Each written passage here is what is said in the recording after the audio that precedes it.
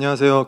사용자가 이끄는 경험, 네이버의 기준이 되다라는 제목으로 단 25 두 번째 날 첫 발표 시작하도록 하겠습니다. 공유드릴 내용 먼저 말씀드려보면요. 사용자가 네이버에게 얼마나 중요한지랑 그다음에 네이버의 경험 조직에 대한 소개 드릴 거고요. 그리고 그간 버티컬 경험 또 횡적 경험에 대한 스터디를 진행했었는데 결과 도출까지의 과정과 경험을 공유 드리려고 합니다. 사용자는 우리에게 어떤 의미고 네이버는 또 사용자에게 어떻게 접근하고 있는지에 대한 챕터부터 시작해 보겠습니다. 네이버다움 여러분 모두 들어보셨나요? 올해 네이버가 26주년을 맞았고요. 작년 25주년 때 네이버의 정체성인 네이버다움을 공표하였습니다. 정체성이란 곧 다른 말로 하면 우리의 본질을 찾아가는 과정인데요. 기업 경험 조직에서 경영진, 창업자, 리더, 구성원 등 다양한 분들의 인터뷰랑 서베이를 진행하면서 보니 공통적으로 가장 많이 등장했던 키워드가 바로 사용자였습니다. 네이버가 26년 동안 매 순간 시대의 파고를 넘을 때마다 끊임없이 변화할 수 있었던 원동력은 우리의 나침반이었던 사용자라는 점을 다시 한번 상기하게 되었습니다. 사용자들이 우리의 나침반이라면 저희 네이버는 어떤 역할을 해야 될까요? 라는 질문으로 이어지는데요. 우리 네이버는 사용자라는 나침반에 따라 변화를 만들어감과 함께 한편으로는 길잡이이자 안내자로서 역할을 하는 내비게이터라고 정의했습니다. 길을 찾고 변화를 만드는 사람들, 내비게이터. 이게 네이버다움의 철학과 방향은 심플한데 막상 일을 하는 저희한테는 굉장히 어려운 주제입니다. 그래서 아마 여기 계신 분들은 공감을 하실 텐데요. 사용자의 경험을 고민하고 변화를 모색하는 저희의 그간의 어려움, 성과, 앞으로의 방향성을 오늘 공유드리고 또 업계 사람들 아마 많이 오셨을 텐데 공감대도 만들고 또 위로도 보내고 으쌰으쌰 응원 메시지 전하고자 이 자리에 섰습니다. 네, 제 소개를 드려봅니다. 안녕하세요. 반갑습니다. 저는 네이버에서 사용자 관점으로 제품과 조직의 의사결정을 이끌어내고 있는 일을 하는 내비게이터 고준원입니다. 감사합니다. 날이 추운데도 많이 와주셨네요. 첫 번째로 네이버의 경험 조직에 대해서 소개를 드려보겠습니다. 방금 제가 소개를 드리면서 사용자 관점의 인사이트를 제품과 조직의 의사결정으로 전환하는 일을 한다라고 말씀드렸는데요. 네이버 의사결정의 핵심에는 세 가지 관점이 있습니다. 먼저 사업적인 관점입니다. 사업적으로 수익을 낼 수 있는가, 돈 벌 수 있나, 지속적으로 가능한가 당연히 살펴봐야 되겠고요. 재무, 사업계획 쪽에서 주로 고민하는 영역일 수 있을 것 같습니다. 두 번째는 내부자적 관점, 그러니까 우리가 잘할 수 있는 일인가, 혹은 이 일을 꼭 해야 되고 또 잘하려면 우리는 내부적으로 어떤 변화를 만들어야 하는지에 대한 고민입니다. 각 사업부나 각 직군, 조직 리더들이 많이 고민하시는 부분일 거고요. 그리고 마지막으로 사용자 관점입니다. 사용자에게 필요한가, 더 나은 경험을 우리는 제공할 수 있는가, 그리고 사용자가 이 방향에 동의하는가, 즉 정당한지가 저희한테는 매우 중요한 관점입니다. 이 프로덕트의 변화는 사용자에게도 회사에게도 그리고 회사의 구성원들에게도 굉장히 중요한 일인데요. 그렇게 이러한 관점들을 입체적으로 살펴보고 균형을 이루는 것이 굉장히 중요하다고 저희는 믿고 있습니다. 이 중에서 특히 저희는 사용자 관점이 의사결정에 더 큰 영향을 미칠 수 있도록 노력하고 있습니다. 그럼 이번에는 네이버의 사용자에 대해서 살펴볼까요? 요즘 네이버랑 글로벌 기업들이 협업이 되게 많아져서 종종 미팅을 하곤 하는데요. 회사 소개를 하면서 네이버의 사용자는 대한민국 전체입니다. 전 국민입니다. 라고 자랑스럽게 이야기를 하곤 합니다. 근데 사용자를 정의하고 경험을 개선하는 저희 입장에서는 네이버의 사용자는 규모가 굉장히 크면서도 다양하고 복잡하게 느껴집니다. 잘 아시다시피 네이버는 검색 서비스로 시작했고요. 탐색하고 연결하고 각자의 가능성을 실현할 수 있는 그것들을 돕는 서비스를 출시하면서 사업 포트폴리오가 확장되어 왔는데요. 2013년, 2018년, 그리고 작년인 2024년 자료를 보시면 사업의 규모도 굉장히 커졌지만 네이버는 더 이상 검색만 이용하는 것이 아닌 커머스, 핀테크, 컨텐츠, 클라우드까지 삶의 다양한 영역에서 활용되고 있다는 것을 알 수 있습니다. 이렇게 사업과 서비스가 다양하다 보니까 각 서비스별로 사용자에 대해 더 이해하고 싶은 그런 마음은 물론 같지만 사용자 조사를 담당하는 부서가 다르거나 수집하는 방식이나 기준도 달랐고 원활한 공유가 어려운 상황도 있었습니다. 어떤 사업부는 데이터 분석팀에서, 어디는 기획부서나 디자인팀에서 사용자에 대한 사용자에 대해 파악하고 있었고 외부 시장을 파악하기 위해서 자체적으로 단기적인 외부 조사를 한다거나 아니면 외부 리서치사의 레포트를 구입해서 참고하고 있었습니다. 아무래도 내부 사용자 위주로 분석을 하다 보니까요. 내부 데이터는 저희가 풍성하고 많이 갖고 있지만 담당하는 서비스 외에 네이버 생태계에서 사용자들은 어떻게 연결되고 있는지, 예를 들면 블로그 쓰는 사람들이 쇼핑을 어떻게 하고 있는지, 또 네이버 밖에서는 사람들이 어떤 경험을 하고 있으며 무엇을 원하고 있는지, 우리에게 부족한 점은 무엇인지를 알기 위한 통합적인 관점은 부족하다고 느꼈습니다.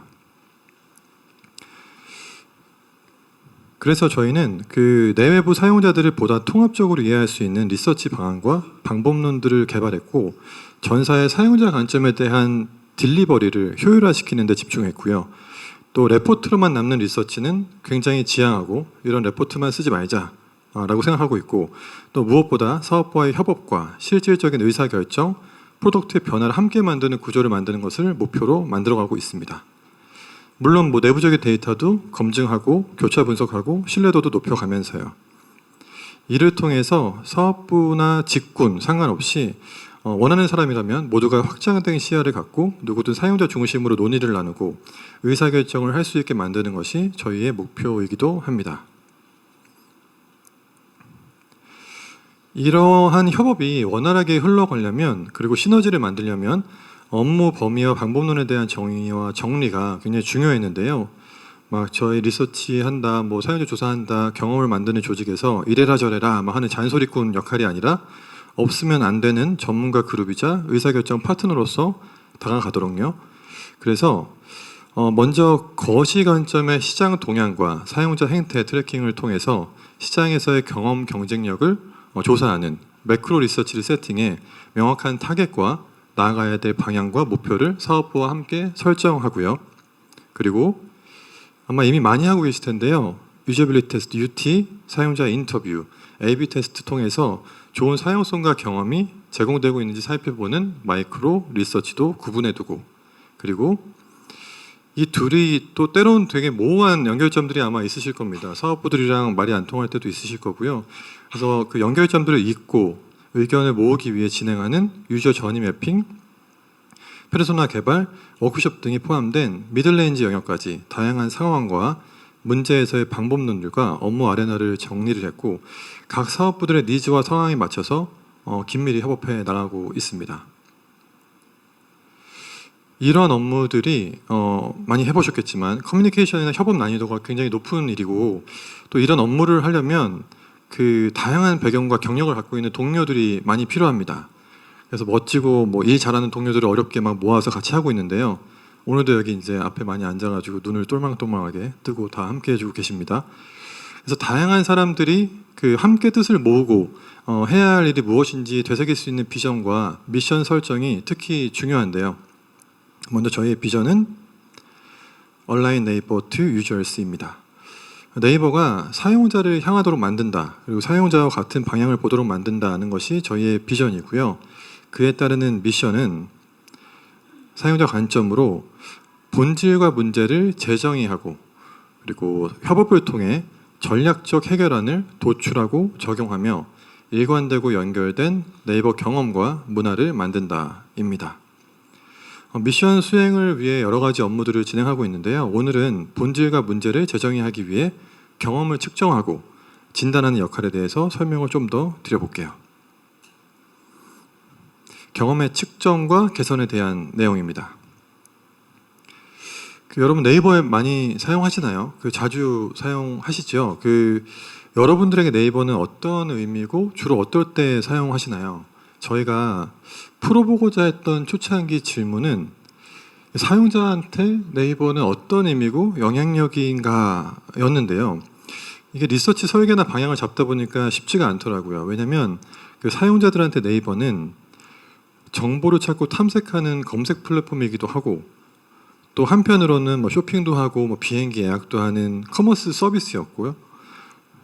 또 뉴스나 컨텐츠를 보러 들어오는 컨텐츠 플랫폼이기도 했습니다. 더 다양한 서비스들이 많죠. 사람들에게 네이버가 어떤 의미인지 탐색하기 위해서는 먼저 네이버의 주요 기능과 서비스들을 하나하나 살펴보는 것부터 시작이 필요했고요. 그리고 각각의 서비스를 왜 사용하는지, 또 전체적인 경험이 어떻게 흘러가는지를 점차 이해해 나가며 네이버의 전반적인 경험 리서치로 확장해 나갈 수 있었습니다. 경험 측정을 위해서 사용자의 반응이나 만족도를 알아보는 지표나 방법들은 굉장히 다양한데요. 많이들 쓰고 계실 겁니다. 그중에 네이버는 글로벌 스탠다드에 맞는 신뢰도 높은 지표들과 함께 작년 단24에서도 발표했었던 자체 방법론으로 개발한 지표들도 함께 활용하고 있습니다. 그래서 여러 방법론 중에서 사용자들이 서비스를 왜 사용하는지에 대한 그것도 분석할 수 있고 알 수 있는 KUF에 대해서 오늘은 공유를 드려보려고 합니다. KUF는 Key Usage Factor의 준말로서 왜 이 서비스를 선택하고 사용하는가를 알아보는 지표입니다. 커머스를 예로 들면요. 이미 여러분들은 사용자로서 다 학습이 되어 계실 텐데 어떤 물건을 사야 되겠다라고 생각하면 막 써보고 싶은 서비스들이 막 떠오르실 거예요. 자동적으로. 이미 어떤 앱을 열고 있으실 수도 있고요. 그런 생각이 바로 드시죠? 이를 보다 명확히 구체화하는 게 KUF입니다. 보시는 것처럼 커머스에서는 가격이 제일 중요하고 배송, 검색 편의성, 멤버십 이런 혜택 순으로 어떤 서비스를 이용하는 주요 이유가 됩니다. 각각의 항목들은 세부 사항들이 있는데요. 항목들이 있는데 예를 들어 오른쪽 하단에 플랫폼의 신뢰도라고 보면요. 네, 저렇게 서비스를 안심하고 이용할 수 있고 또 보안 수준을 신뢰할 수 있는 것을 서비스 신뢰도라고 인지하고 있는 것을 알 수 있습니다. 사람들이 어떤 것을 신뢰도라고 생각하는지도 파악이 가능한 거죠. 이 KUF를 통해서 커머스 서비스를 선택하고 사용하는 이유에 대해 보다 알 수 있고 또 나아가서는 경험 경쟁력이 어떤지도 비교할 수 있습니다.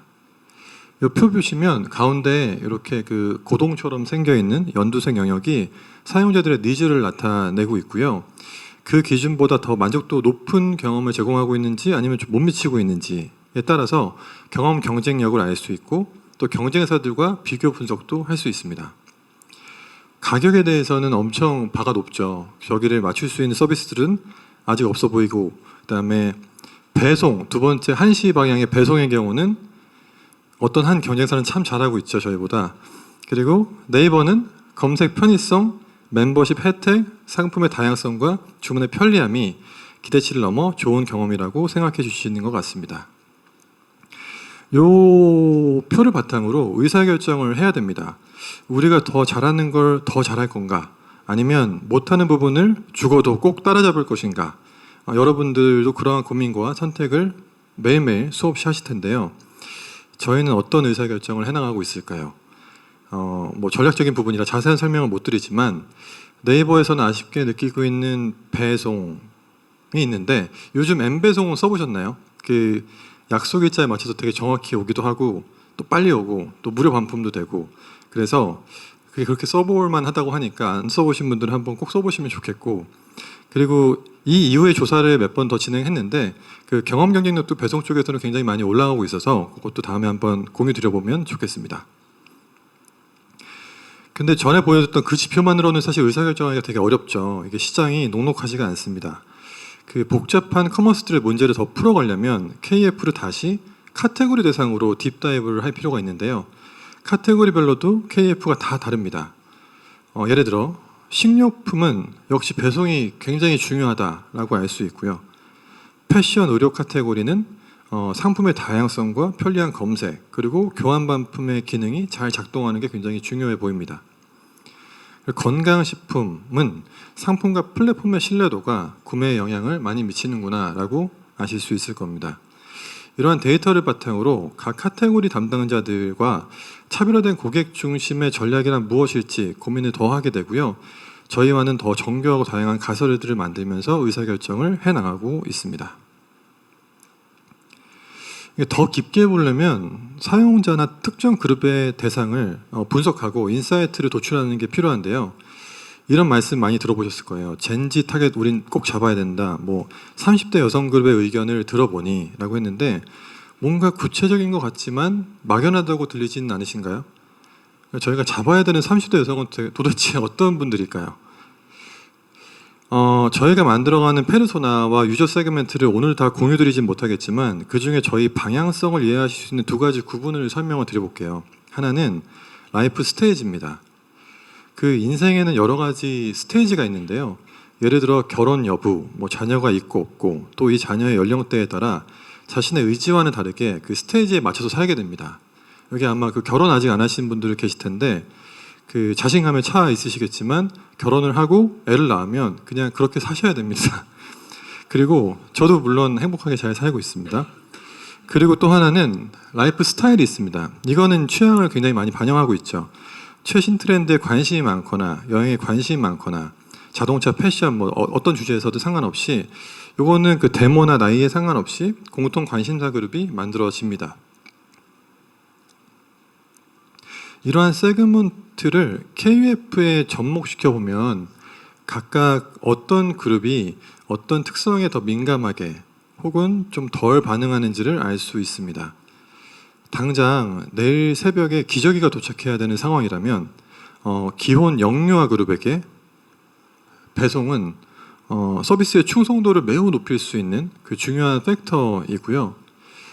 미혼이신 분들은 가격과 혜택의 중요도가 타 그룹에 비해서는 높아 보입니다.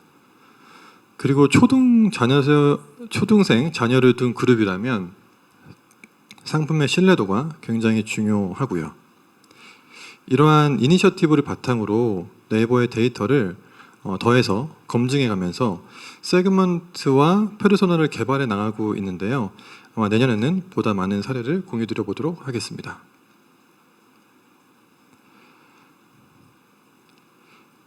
AI와 기술의 발전과 함께 역설적이게도 누가 어떤 의도로 얼마만큼의 진심으로 무엇을 어떻게 만드는지도 중요한 세상이 되었습니다.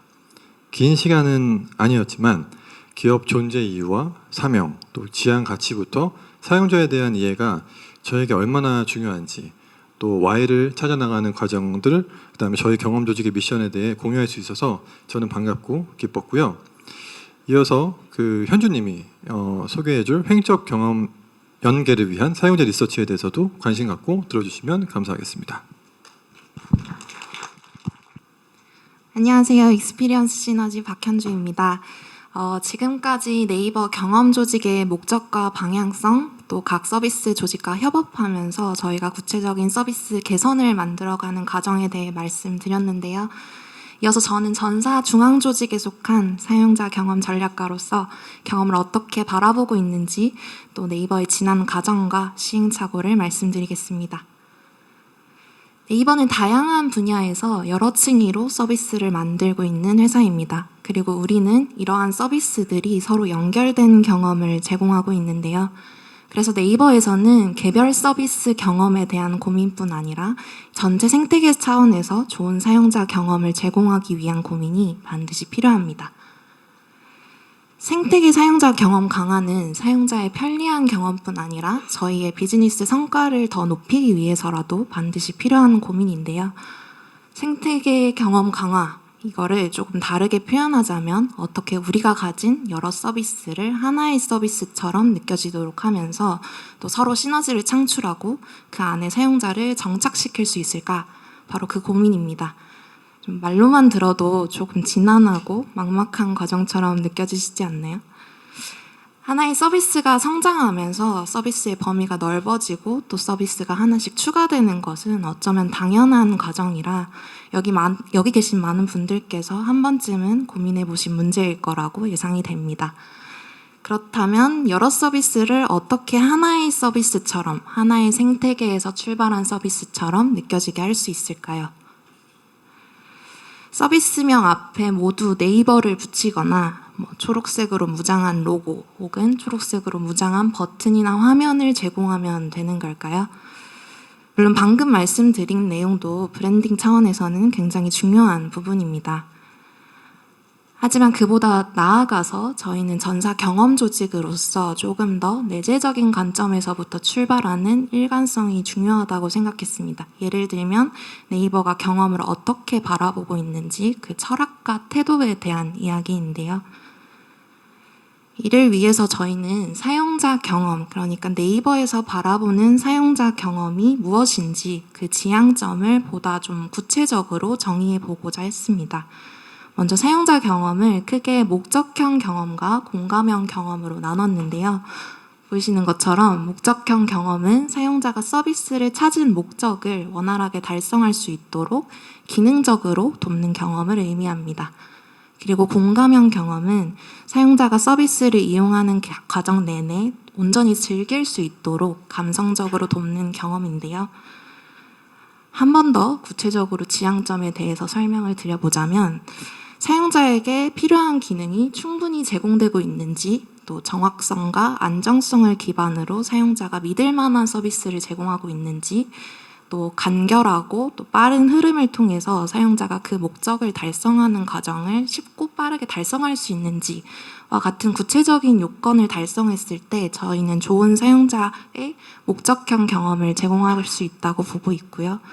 그리고 사용자가 서비스에 흥미를 느끼면서 온전히 빠져들 수 있는지, 또 시각적이거나 언어적인 표현을 통해서 사용자의 감성을 자극할 수 있는지, 타인과 함께 유대하면서 그 과정에서 함께 즐기는 경험을 할 수 있는지와 같은 구성 요건이 충족될 때 좋은 공감형 경험을 제공할 수 있습니다. 이런 분류와 설명을 들으셨을 때 어떠신가요? 네, 저희가 사실 정의한 이런 경험에 대한 구체적인 요건은 새로운 것은 아닙니다. 어딘가에서 들어보거나 또 보신 분도 계실 것이고요. 처음 보셨더라도 어쩌면 조금 당연한 이야기처럼 느껴지실 수도 있습니다. 하지만 조직 내에서 좋은 사용자 경험이 무엇인지 구체적으로 정의해 본 것과 단순히 암묵적으로 혹은 모호하게 알고만 있는 것은 굉장히 다른 차이를 불러온다고 생각합니다. 결국 저희가 어떤 경험을 지향하면서 어디로 나아갈 것인가에 대한 그 지향점을 정의하는 활동이기 때문인데요. 현재 네이버는 전사적으로 목적형 경험과 공감형 경험을 종합적으로 아우르는 경험을 제공하겠다라는 어떤 지향점을 명시적으로 두고 사용자 경험을 관리하고 있습니다. 또 구체적인 경험 프레임워크를 가지고 있는 것은 서비스 경험을 균형적으로 관리하는 차원에서도 굉장히 중요한 부분입니다. 특히 요즘과 같이 사용자 경험에 대한 트렌드가 굉장히 빠르게 변화할 때는 사용자 경험에 대해서 구체적으로 정의를 확보하고 있는 게 더더욱 중요하다라고 말씀드릴 수 있는데요.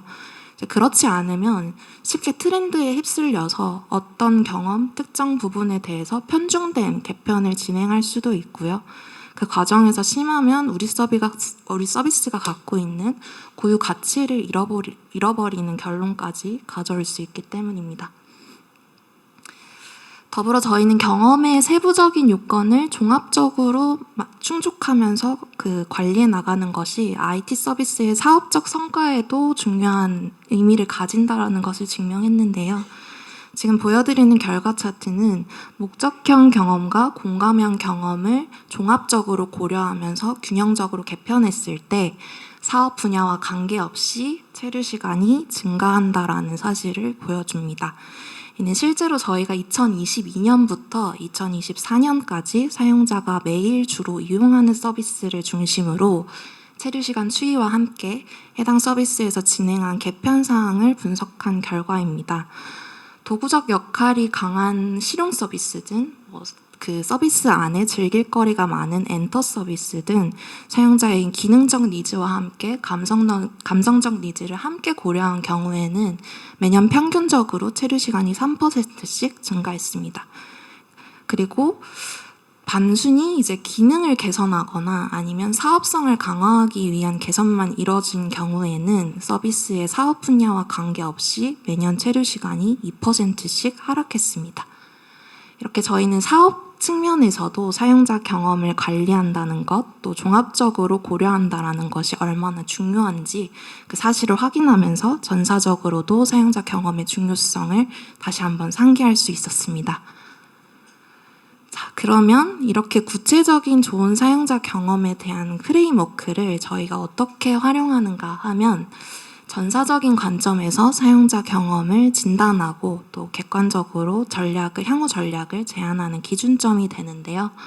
예를 들면 저희에게 전사적으로 고민해야 하는 과제는 이런 것들이 있습니다. 그 중에서 2가지 정도만 예를 들어서 설명을 드려볼게요. 저희가 갖고 있는 프레임으로 네이버 뉴스에서 단순 정보 전달을 넘어 어떤 경험을 제공하면 좋을지 생각해 보겠습니다. 먼저 뉴스를 확인한다라는 사용자의 목적을 달성해주기 위한 좋은 목적형 경험을 제공해야 하는데요. 언론사의 구성이라던가 기사의 주제 구성이라던가 부연적으로 필요한 기능 구성 등으로 기능적 측면에서 얼마나 잘 달성해주고 있는지 판단해 볼 필요가 있겠고요. 또 저희가 제공하고 있는 뉴스 정보에 대한 신뢰 혹은 그 뉴스를 배치하는 기준이 얼마나 신뢰할 수 있는지 또 기술적인 오류는 없는지 점검해 볼 필요가 있겠습니다. 또 구성적인 측면에서도 저희가 제공하고 있는 서비스 구조가 얼마나 쉽고 간결하게 이루어져 있고 또 그 흐름이 매끄럽게 이어지는지도 고려를 해봐야 하는데요. 또 한편으로는 뉴스라고 하면 왠지 도구 서비스 같기는 하지만 이 뉴스를 쓰는 과정에서 사용자들이 분명히 일종의 호기심을 충족하거나 호기심이 더 유발되는 흥미를 느끼는 포인트들이 있습니다. 그 관점에서도 저희는 사용자의 니즈를 충족해줘야 한다고 생각을 하고 있고요.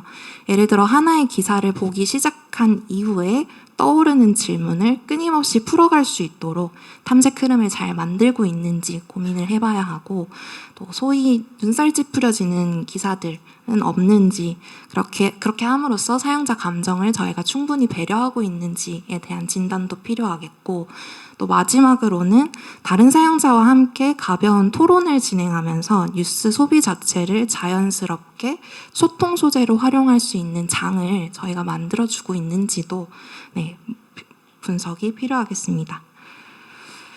다음 과제로도 예시를 들어보자면 검색 서비스라면 원하는 정보를 찾는다라는 사용자의 기본 목적을 원활히 달성시켜줘야 하는데요. 그런 관점에서 정보 풀이 어떤지, 저희가 제공하고 있는 검색 기능이 충분한지, 정보 자체가 신뢰할 만한지, 그 품질이 어떤지, 요약해주는 기능은 어떤지라는 관점에서 생성형 AI가 포털 검색과 비교했을 때 어떤 장단점이 있는지 비교를 해봐야겠고요. 또 정보를 찾는 과정에서 지적 호기심을 충족시켜주는 감성적 자극도 충분히 필요합니다. 그래서 맥락에 대한 파악과 꼬리 질문 탐색, 나아가서 정보에 대한 소통, 또 그를 위한 시각화 등 검색 경험 전반에 사용자 감정과 몰입에 어떤 차이가 있는지 종합적으로 고려하면서 경험적으로 저희에게 닥친 위협 혹은 저희가 시도해 볼 수 있을 만한 기회 지점을 발굴할 수 있습니다.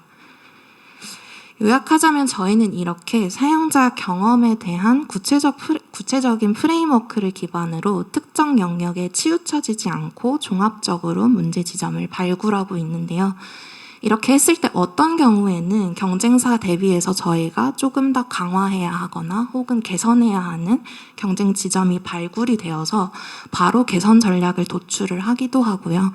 그리고 대부분의 경우에는 사실 이 프레임을 기반으로 저희가 어떤 부분에 좀 포커스를 맞춰서 사용자 리서치를 하면 좋을지 그 가설을 선정하고 실제 리서치를 진행해서 구체적인 페인 포인트를 통해 사업부나 혹은 조금 더 전사적인 관점에서 문제를 고민하셔야 되는 분들께 개선 전략을 제안하고 있습니다.